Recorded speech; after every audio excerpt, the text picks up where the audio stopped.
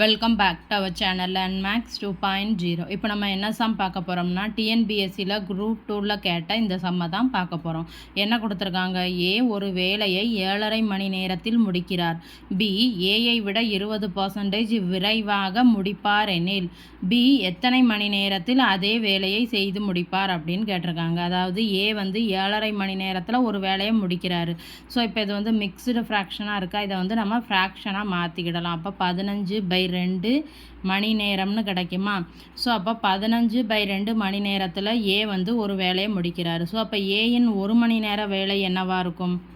15/2 மணி நேரத்தில் ஒரு வேலையை முடிக்கிறார். ஸோ அப்போ இன்ட்டு 1 மணி நேர வேலை 2/15 இருக்குமா?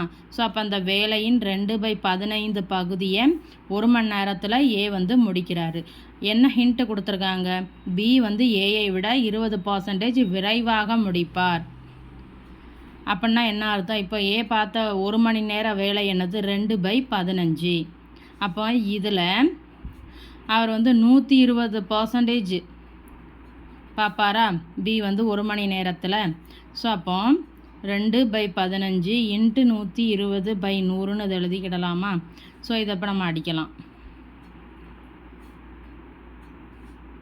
இதையும் அடிக்கலாம்.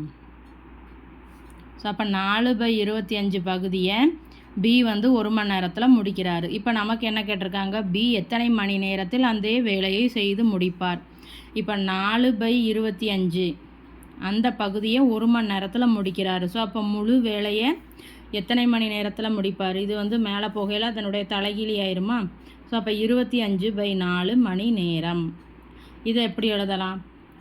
6 நாளாம் 24 மிச்சம் 1. ஸோ அப்போ 6/1/4 மணி நேரத்தில் பி வந்து அதே வேலையை செய்து முடிப்பார். வீடியோ பிடிச்சிருந்தா சேனலை சப்ஸ்கிரைப் பண்ணுங்கள், வீடியோவை ஷேர் பண்ணுங்கள். தேங்க்யூ.